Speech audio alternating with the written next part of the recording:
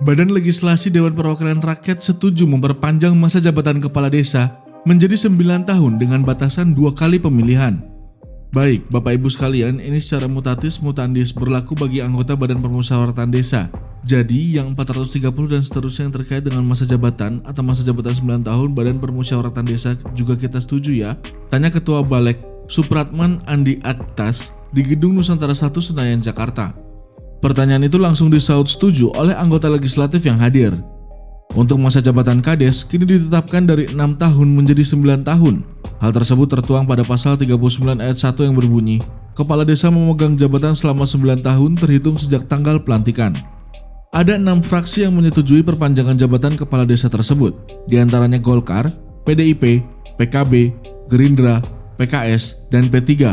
Sedangkan 3 fraksi sisanya yakni Nasdem, Demokrat, dan PAN belum menyatakan sikap karena absen dalam rapat.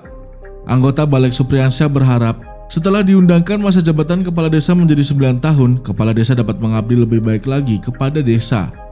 Dengan jabatan 9 tahun dan dapat dipilih hingga 2 periode, berapa gaji dan tunjangan Kades di Indonesia?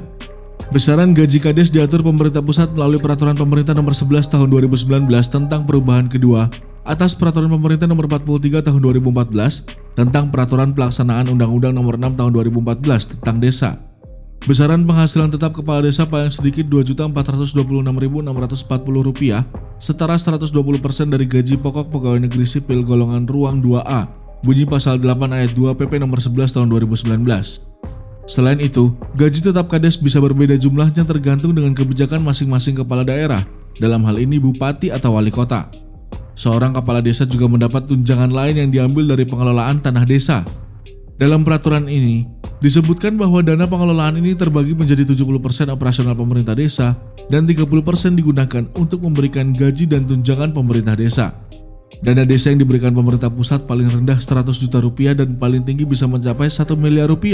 Apabila dana yang diberikan untuk mengelola tanah kas desa Rp500 juta dengan hasil kembali yang sama atau lebih tinggi, maka 30% akan dipakai untuk memberikan tunjangan perangkat desa.